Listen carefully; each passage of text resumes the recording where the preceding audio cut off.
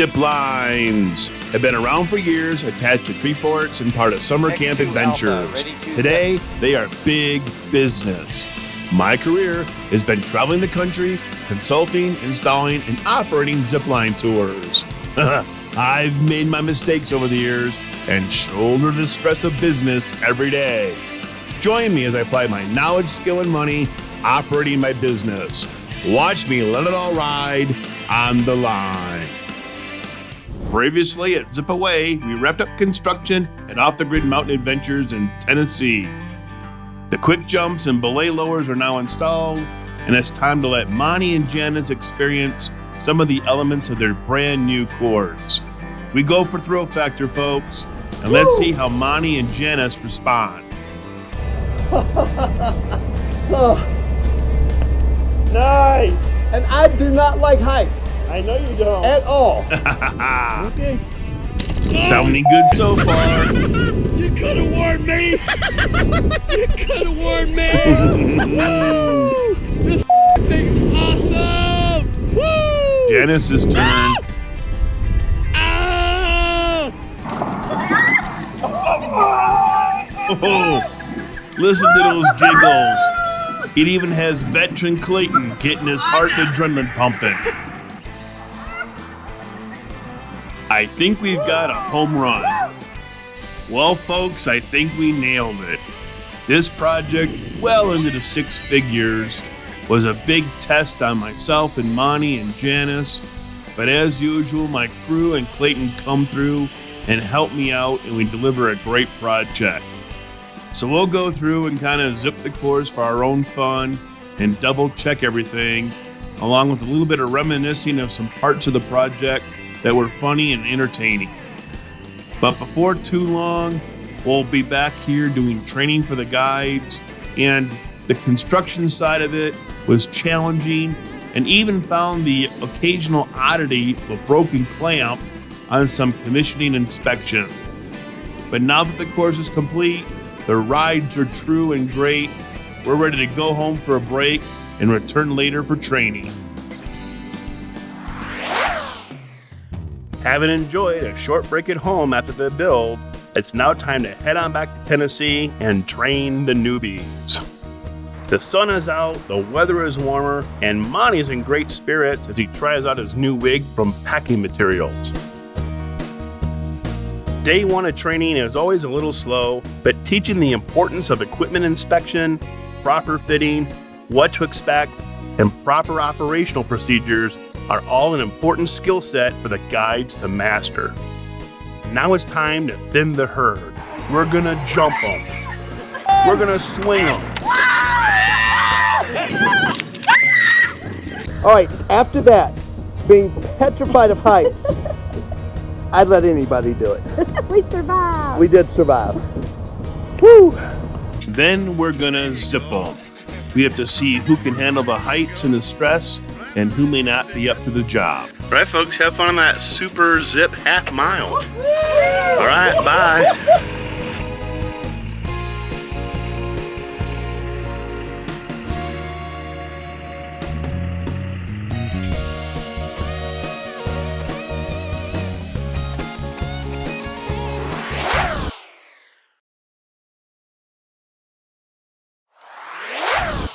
It's now time for the guides to take on more responsibility and accountability, and they need to show me their thorough understanding of procedures and the safety practices before we can move further. I showed you how to hook in, told you how to hook in, and I had you.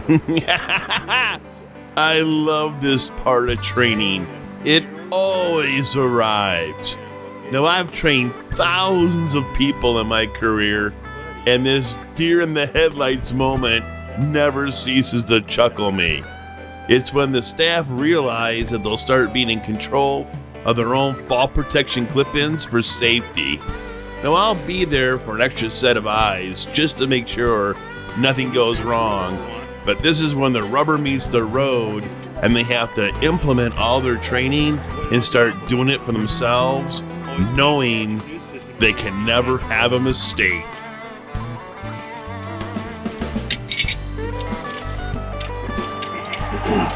No, you could have just put the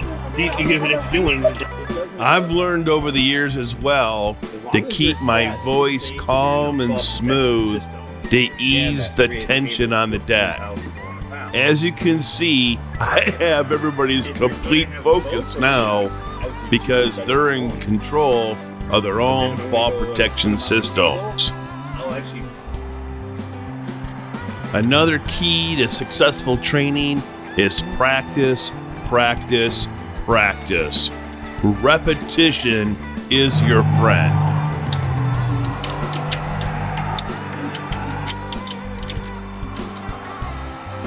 Okay, everything tight. Your harness, your helmet. Now, how would you know it's tight? Because I asked her to check this. Because my butt rolls are sticking out of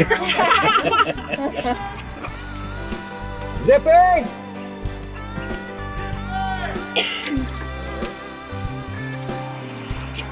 I'm done. Here's the moment of truth.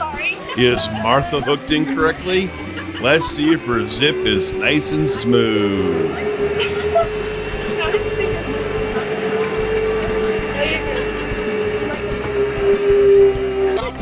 Now it's time to move on back to the giant swing and repeat the process of the training of how to hook guests into the element, set up backup ropes and haul lines, all for safety.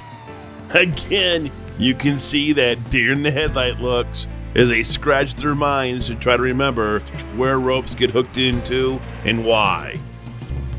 I'm also sure to spend lots of time training on the electric hoist that I had to install, which is used to pull people back on the pendulum of the giant swing.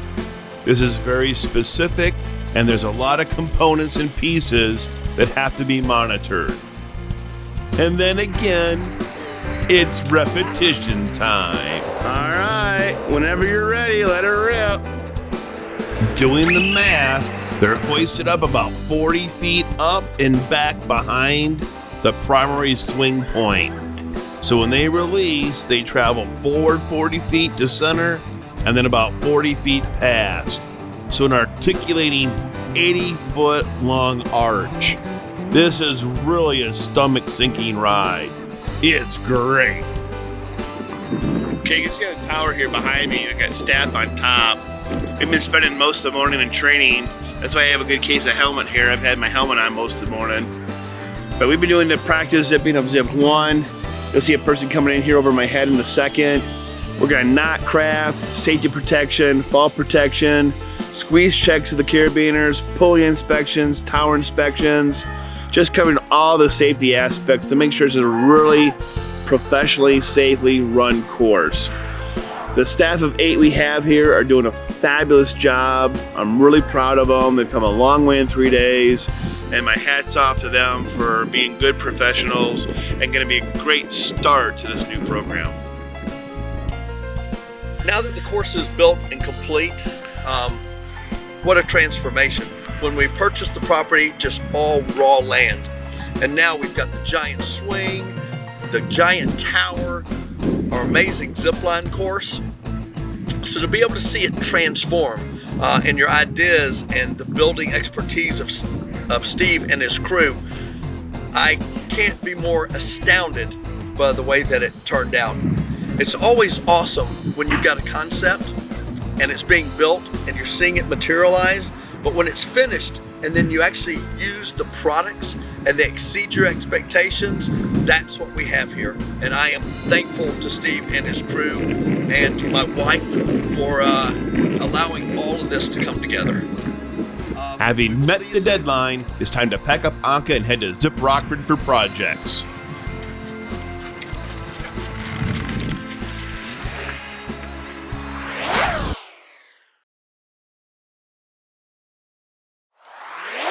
Having met the deadline of getting money open for business by April 1st, it's time to load up Anka in the car and head on back to our headquarters in Rockford, Illinois. We have a location there called Zip Rockford, and we enjoyed that walk the plank element so much that we decided to go ahead and add cross beams and install the element here at Zip Rockford. Now, being in our hometown, it's great to have my son Skylar, who's also a guide, helped me raise the 400-pound beams, cables, and bolt it all in for safety. It's great father-son time, it expands his professional knowledge, and it just is a good element to add to our course.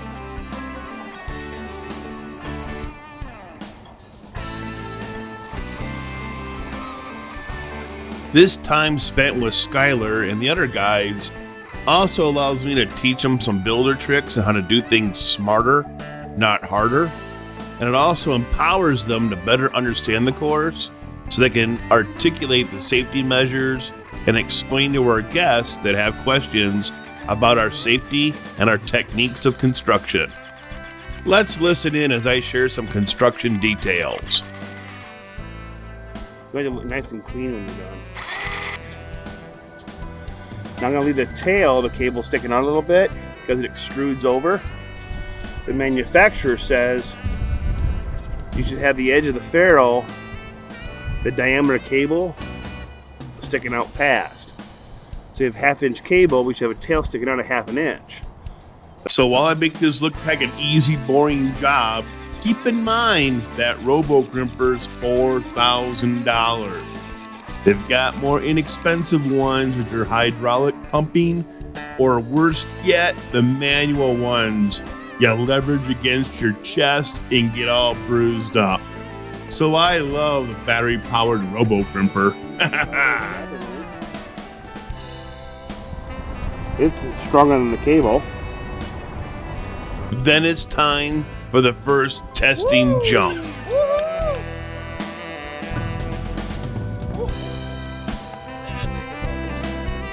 Well, here we are on a typical travel day. Had to get up at 4:30, catch a fast breakfast, then had to go ahead and catch a bus to be on the road for an hour and a half to get to O'Hare. And then I'm going to connect a flight from here to Minneapolis, and then from Minneapolis all the way to Las Vegas. So we're traveling to Vegas this weekend to meet up with our music composer, John Payne, who's actually helping us with this whole pilot and editing the music behind the scenes. So these next few edits will be kind of about that music process. Also looking forward to meeting some friends I haven't seen in about a year. So that'd be really kind of fun to go see them as well. So we're off to Viva Las Vegas. And in this case, we're going to take what happens. So a little bit of what happens in Vegas, you'll get to see what happens in Vegas. But I'm not going to be as crazy as a lot of folks think. But we're going to have fun. So if you're in Vegas, eyes open, I'm coming your way.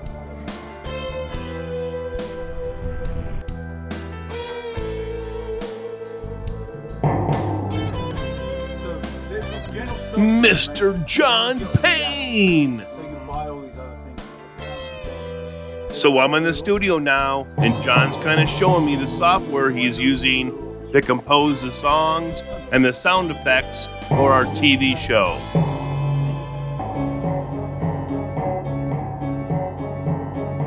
So we're going to spend 2.5 days here in Las Vegas with my friend John. I'm amazed at how he can just have the sound in his mind and then lay out different layers of tracks and have it all come together. Really impressive. Now, I've not been part of a studio recording before and had no idea what my expectations would be. But to sit there and watch John create music out of thin air with chords and combinations of notes was amazing. Then he'd turn around and he'd adjust the sound effects and then prepare and lay down layers upon layers, creating a richer, deeper song, which was really exciting to witness. And the end product is great.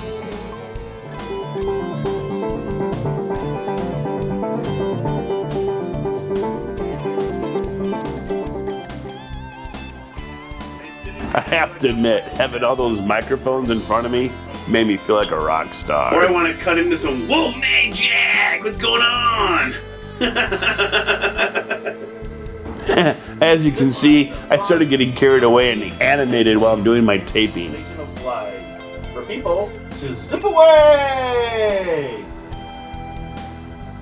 As a typical day of travel, now I'm headed home to the airport and having to deal with all the chaos.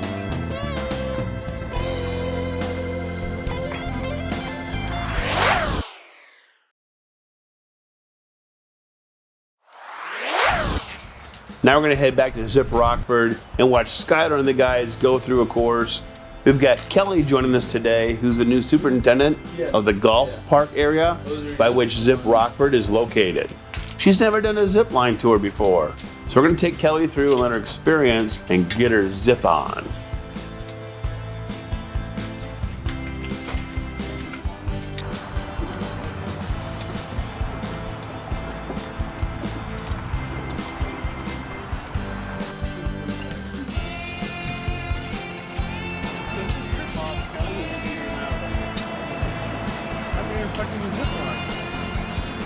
One of the skills that Skylar employs is taking the time to explain to the guest what's going to happen and what to expect, and it really eases their comfort level. Start hooking myself up there, and I'm going to zip across since I will be receiving you now. Here, if you lean into here, lean into your harness, you have a great time.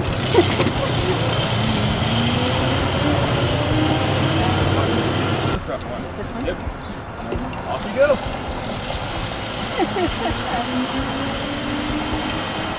Here is Skylar giving good attentive service as he gets prepared to receive that first zipper.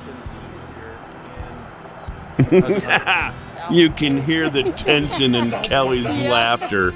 She's scared. But I'll ease her nerves a little bit, help the intern with the squeeze checks for safety, but she's gonna love it. Hold on to the first one. Nice job. Good boy. As typical of my day, I'm in Rockford, Illinois, and one of my tours out in Idaho as my guys get a really rare disease from their nieces.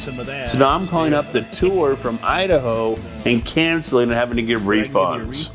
When you're the boss, you're everywhere, all at the same time. I'll have it for you in just a second here. That's fine, that's fine. Not Yeah. going anywhere. I was going zipping, but that's changed. I know. I'm glad I caught you before you drove across town. Tilt it like this, see? And move it closer, you can get it on there better. Tilt it. Easier? Yep. Ergonomics. So while it's all smiles and laughter on the course, you can see my guides are trained to send the cable tethers back and reposition them for the next tour to follow. As they zip down the line, they're prepared for emergency braking themselves if they come in too fast. They're also going to monitor the guests as they zip down to make sure they know how to steer themselves and come in straight. There's just a lot of details that go on behind the scenes that my guides are trained for that the common user isn't even aware of.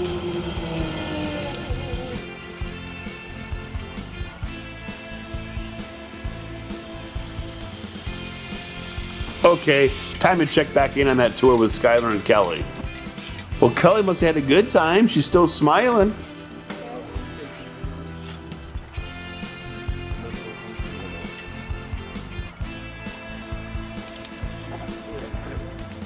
I really love to design a psychological course that starts you confined in a canopy of trees, zipping out into open space and feeling exposed, and then coming back into a tree deck area to feel safe again. Followed by dual zips down an old fairway. It's awesome.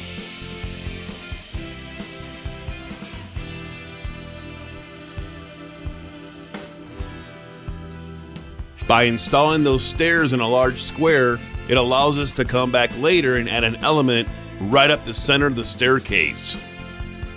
Then it's time for Brian and Skylar to finish the signature zip of our course, the 1,000-footer dual racing zip line.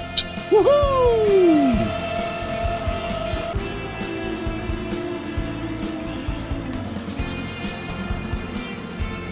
So while I wrap up a couple little projects by myself, I'm getting my mind in a good spot for my upcoming meeting with the Rockford Park District. So I'm going to head to the office, meet with Skylar and Brian, the intern, with a couple questions from them, I need to hop on my presentation and get it ready for the Park District.